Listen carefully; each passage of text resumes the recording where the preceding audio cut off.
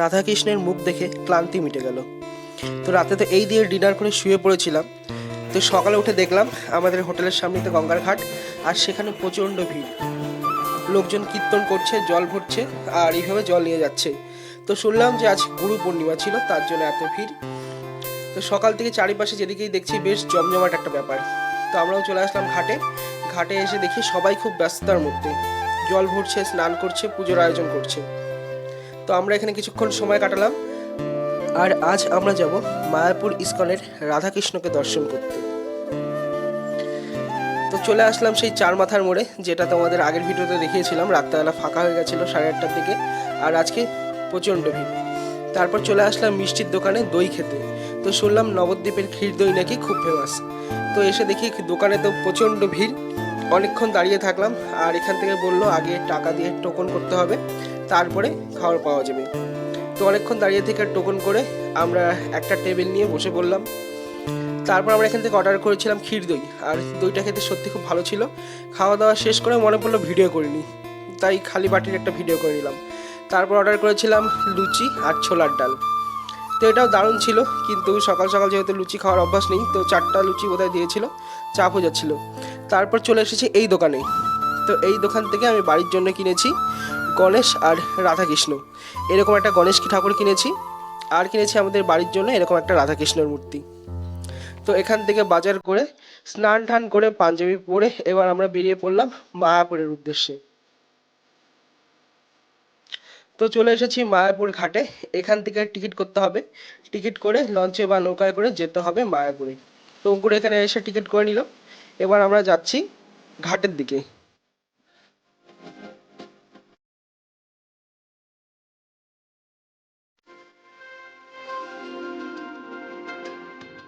এখান থেকে করে নিলাম মাথার মধ্যে তিলক। প্রথমবারের মতো আমি কপালে তিলক আঁকলাম।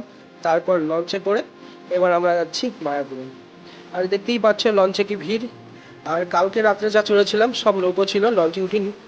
তো আজকে লঞ্চে করেই এখন যাচ্ছি।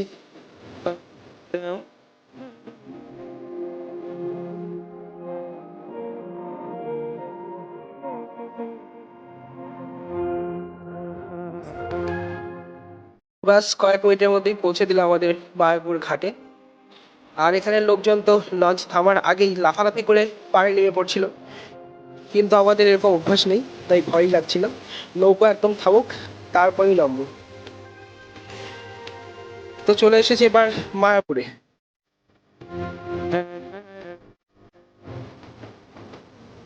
তো এখানে কিছুক্ষণ হাঁটলাম লোকের দিকে, সাথে সাথেই কোন দিকে যাবো ঠিক বুঝতে পারছিলাম না। কাউকে জিজ্ঞাসা করলাম, তো জিজ্ঞাসা করতে লোকজন বললো সোজা চলতে থাকো, এই রাস্তাতেই চলবে।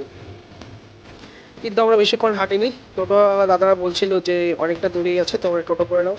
তারপর এখান থেকে আমরা টোটো করে নিলাম, কারণ গরম লাগছিল খুব, আর হাঁটাও যাচ্ছিল না রোদ্রে। তাই টোটোতে করে এবার আমরা যাচ্ছি ইস্কনে। তো পৌঁছে গেছি মায়াপুর ইস্কনে। আর দেখতেই পাচ্ছ কি সুন্দর লাগছে, প্রথমবারের মতো সামনে থেকে মায়াপুরের ইস্কন দর্শন করলাম।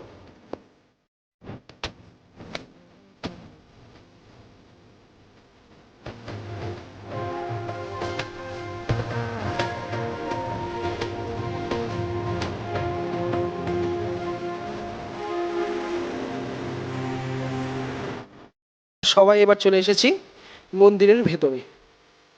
আর দেখতেই পাচ্ছ আজ গুরু পূর্ণিমার জন্য খুব ভিড়। তো এসে আগে সোমনাথ দাঁড়িয়ে পড়েছিল আমাদের প্রসাদ নেওয়ার টিকিট করতে। তো আমরা এখান থেকে করেছিলাম 80 টাকার টিকিট।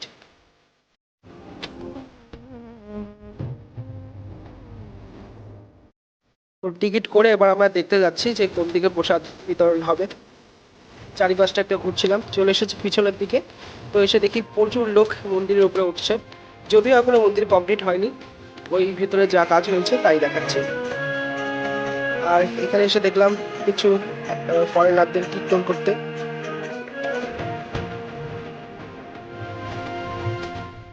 এবার আমরা চলে এসেছি মন্দিরের পেছনের দিকে।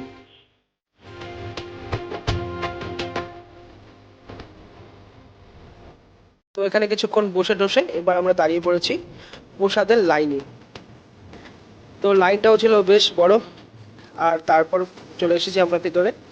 আর তো 80 টাকার প্রসাদে অনেক কিছু ছিল, শুধু ভাতটা খেয়েই তো পেট ভরে গেছে, আর খাওয়ার কিছু উপায় ছিল না, কিন্তু তবু কিছু নষ্ট করা যাবে না। অনেক কষ্টে দুটো রুটি শেষ করলাম, শেষ করে মনে হচ্ছিল জীবন এবার বেরিয়ে যাবে। আর এখান থেকে কেনা হয়েছিল একটা কাঁচা আমের মাখা। তারপর ওটা খেয়ে আমরা চলে এসেছি এবার সাইট সিইং করতে। তো প্রথমেই চলে এসেছি বল্লাল ঢিবিতে। আর এই জায়গাটা ছিল বেশ সুন্দর। আর এটার আমার ডিটেলসটা যাওয়ার শুনেছি আমি ভুলে গেছি, কারণ সেদিনকার এত খাওয়া দাওয়া হয়ে গেছে যে খুব অস্বস্তি লাগছিল। আমি হাঁটতেও পারছিলাম না, কিচ্ছু ভালো লাগছিল না। তাই কি আর করবো, তবু অনেক কষ্ট করেই ঘুরছিলাম। তো এসেই আমি বসে পড়েছি, আমার আর ভালো লাগছে না এমন অবস্থা। তারপর দেখলাম না, বসেও হবে না, তাই শুয়েই পড়লাম। তো এখানে বেশ কিছুক্ষণ শুয়ে আমি সময় কাটালাম, কারণ খুব অস্বস্তি আমার লাগছিল। আর তারপর এত সুন্দর জায়গায় এসেছি, ছবি না তুললে, ভিডিও না করলে হবে না।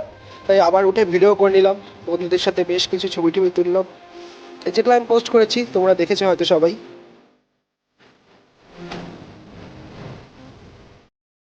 তারপর আমরা চলে এসেছি অন্য একটা মন্দিরে। তো মন্দিরের সব বাইরে বাইরে আমি ভিডিও করেছি, ভিতরে মোবাইল অ্যালাউ ছিল না।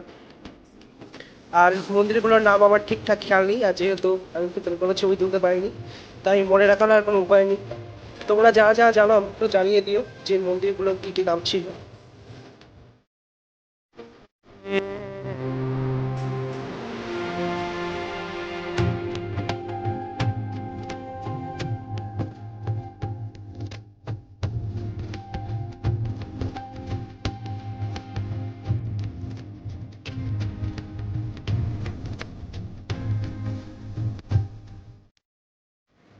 তারপর আর একটা আশ্রমে চলে এসেছি।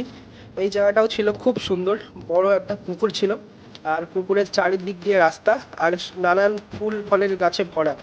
তো এখানে আমি অনেকটা ভিডিও করে ফেলেছি। ভিডিও করে যেতে যেতে দেখলাম যে এখানেও ভিডিও করা যাবে না, বড় বড় সাইনবোর্ডে দিয়ে লেখা ছিল, সিসি ক্যামেরা ছিল। তাই বাস ফটাফট মোবাইলটা পকেটে ঢুকে নিয়েছি। তো চলে এসেছি আবার আরও অন্য আরেকটা মন্দিরে। তো সবগুলো জায়গাতেই আমি সাথে বাইরে বাইরে ভিডিও করেছি, ভিতরে বেশি ভিডিও করিনি, আর কোনো জায়গাতেই মোবাইল অ্যালাউ ছিল না। আর আমরা এসেছি একদম দুপুরবেলা, তাই মন্দির, কিছু মন্দির বন্ধও ছিল, আমরা বাড়ি থেকে প্রণাম করে করে চলে গেছি।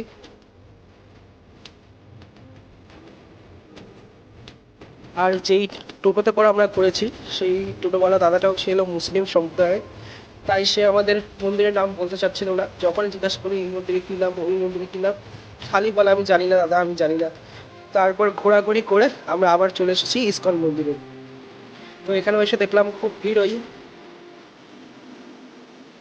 বেশ কিছু মানুষজন ছবি তুলছে, ভিডিও বানাচ্ছে, রিলস বানাচ্ছে। যদিও আমিও ভিডিও বানাচ্ছিলাম। আর ভিডিও বানাতে বানাতেই চারিদিকে ঘুরছিলাম। এত সুন্দর অপূর্ব দৃশ্য, খুব সুন্দর করে মেনটেন করা, সাজানো, পরিষ্কার, দারুণ। এখানে আসলে মন একদম শান্ত হয়ে যাবে। তো আমরা এদিকে ঘুরছি, সন্ধ্যার সময় হবে সন্ধ্যা আরতি। আমরা তখন দর্শন করতে যাব এখানকার রাধাকৃষ্ণকে। আমরা সেই আরতির সময়ের অপেক্ষা করছিলাম। আর তার আগে আমরা মন্দিরের ভিতরে উঠেছিলাম, ওখানে তো কাজ কমপ্লিট হয়নি, যা হয়েছে তাই আমরা দেখে আসলাম। তো এবার আমরা যাচ্ছি মন্দিরের ভেতরে। আর যাওয়ার আগে তো মোবাইল সব কিছু রেখে যেতে হয়েছিল। আর এই ভিডিওটা আমি নিয়েছি ইনস্টাগ্রামের একটা পেজ থেকে। আমরা যেদিনকার দেখতে গিয়েছিলাম সেখানকার রাধাকৃষ্ণকে পরানো ছিল গোলাপি রঙের একটা পোশাক। আর এত সুন্দর লাগছিল যে এই এতক্ষণ যে অস্বস্তি লাগছিল সব ক্লান্তি দূর হয়ে গেল। চোখ দিয়ে বোধহয় জল বেরিয়ে আসছিল, এত ভালো লাগছিল, মানে মন থেকে যাকে বল আনন্দ, এরকম একটা আনন্দ মনে অনুভব হচ্ছিল। আর এই পোশাকটা পরানো ছিল। এটা আমি ছবিটা পরে ইনস্টাগ্রামে পেয়েছি। ওখানে নরসিংহকেও দর্শন করেছি, প্রভুপাদকে দর্শন করেছি, আর চৈতন্যদেবকে দর্শন করে তারপর আমরা রাত্রেবেলা বেরিয়ে পড়েছি। এবার আমরা আমাদের মোবাইল টোবাইল সব কিছু নিয়ে এবার আমরা যাব আমাদের হোটেলের দিকে। ব্লগটা এখানেই শেষ করলাম। দেখার জন্য তোমাদের ধন্যবাদ।